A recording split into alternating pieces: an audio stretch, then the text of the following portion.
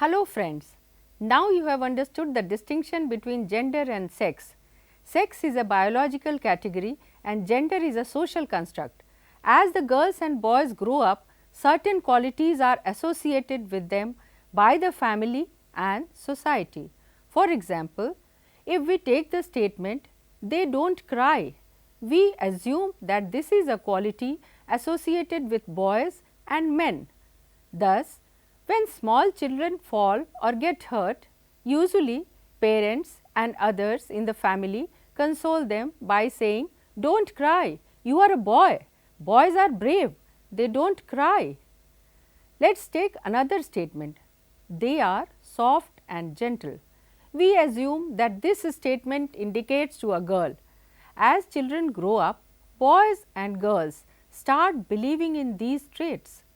This becomes so ingrained in boys that they do not cry even if they are hurt or feel like crying. They stop themselves from doing so. Crying is associated to be a sign of weakness.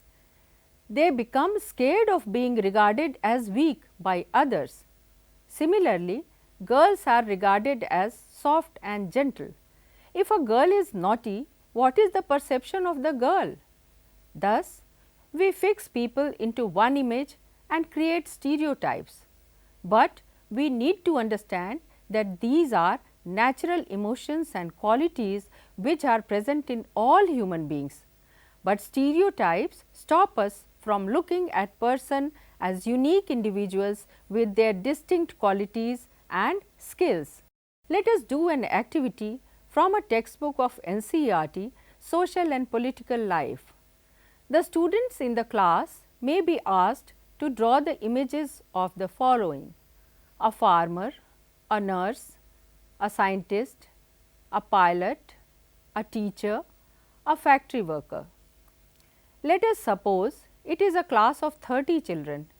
After the students complete the task, the teacher may see what images the students of the class drew. Are there more images of men than women? In what kind of jobs there are more images of men than women? Have all nurses been drawn as females? If so, why? Are there fewer images of female farmers? If so, why? Why are scientists shown as males? Friends, look at the table. You may see that all 30 children drew women as nurses and 25 children drew men as scientists. The reason they do so is because they feel that outside the home, women are good at only certain types of jobs. For example, people believe that women make better nurses because they are more patient and gentle. This is linked to the role of women in the family. Similarly, it is believed that science requires a technical mind and girls and women are not capable of dealing with technical things. We all have seen India's rocket women putting a satellite into orbit around Mars. The Indian Space Research Organization has several women scientists working in key positions. In the same way, 30 children drew men as farmers. In reality, more than 50% of working women in India are engaged in agricultural work. Their work includes planting, weeding, harvesting, threshing, etc. Yet, when we think of a farmer, the images of men come to our mind. Let us do another activity. Many of the girls do not get support from families to pursue their dreams. Once the girls finish their schooling, their families usually want them to get married. At the same time, there are families even in remote areas who support their daughters in their pursuits. Some of the inspirational stories can be used as an exemplar. Here is a story of Lakshmi Lakra, an engine driver. It is usually perceived that engine drivers are men, but 27 years old Lakshmi Lakra from a poor tribal family in Jharkhand is the first woman engine driver for Northern Railways.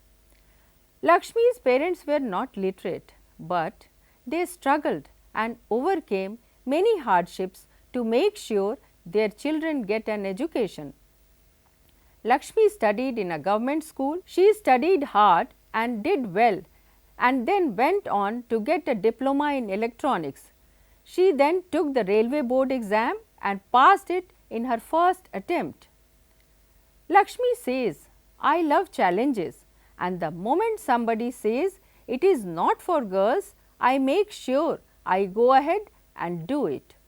Lakshmi has had to do this several times in her life, when she wanted to study electronics, when she rode motorcycles in the polytechnics, and when she decided to become an engine driver. Her philosophy is simple: as long as I am having fun without harming anyone, as long as I am doing well and helping my parents, why should I not lead a lifestyle of my choice? Friends, it is important to understand that not only girls, but even boys face pressures from the society. Sometimes these come in the form of demands from adults. At other times, they can just be because of unfair teasing by their own friends. Boys are pressurized to think about getting a good job that will pay a good salary. They are also teased and bullied if they do not behave like other boys. You have already seen that how boys are told not to cry in front of others. Let us take a case of a boy named Aman. Aman was happy with the result of his class 10th board exam. Though his marks in science and maths were not high, he had done well in his favorite subjects, history and political science. When his parents saw his report card, they were not pleased at all. Here is a conversation between Aman and his parents. My goodness, Aman, you have managed only 65% in maths? Your marks in physics are low too. I know, Ma, but it's okay because I don't want to take maths or science. I want to study history or political science. Why do you want to take history or political science? You have to become an engineer. Think about your future. You have to get a good job. History or political science will not help. These subjects do not have much scope. But I don't like maths or science. I don't want to be an engineer. Be sensible, son. Your father is right. You should take maths and physics. Oh yes, you can also study computers side by side. The job market for computer engineers is very good these days. Nobody is thinking of my interest. After listening to this conversation, there can be a discussion in the classroom on the following points. If you were Aman, what subjects would you choose and why? What are the pressures that boys feel regarding education? What are the pressures that girls feel regarding education? Why are such undue pressures given by the family? Let us take up another activity. What we commonly term as housework actually involves many difficult tasks. A number of these activities require heavy physical work. The main responsibilities of housework lie with women, yet the work that women do within the home is not recognized as work. It does not involve any payment and family and society devalues the work. Here is an example. Raman goes to a doctor. Let us listen to the conversation between the doctor and Raman. Role play. Raman goes to the doctor. Yes, Mr. Raman. What is your job? Sir, I am a farmer. Do you have any children? I have 5 children. Great. Does your wife work? No, she doesn't work. I see. So how does she spend her day? Well, she gets up at 4 a.m. in the morning, fetches water and firewood, cooks breakfast and cleans the home. Okay. She helps our 3 older children to get ready for school and gives them tiffin. Yes. After that, she goes to the vegetable market with the 2 of our small children where she sells vegetables. And after returning from the market, she cooks the food. Okay, great. So do you come home for lunch? No. She brings the lunch for me to the field. And what after that? She stays in the field to do the weeding and waters the vegetable plants. And what do you do after you reach home?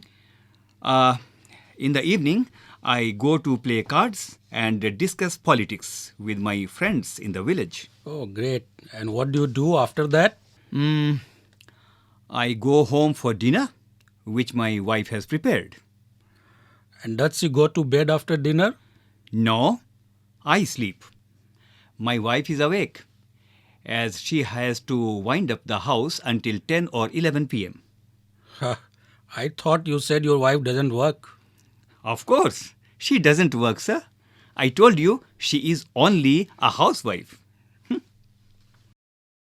Thus, friends, as we have shown here, gender issues need to be woven into teaching, learning and other activities of the classroom and schools through discussions, storyboards, motivational stories, role plays, etc. as shown here. Hope these exemplar activities will be useful for all of you.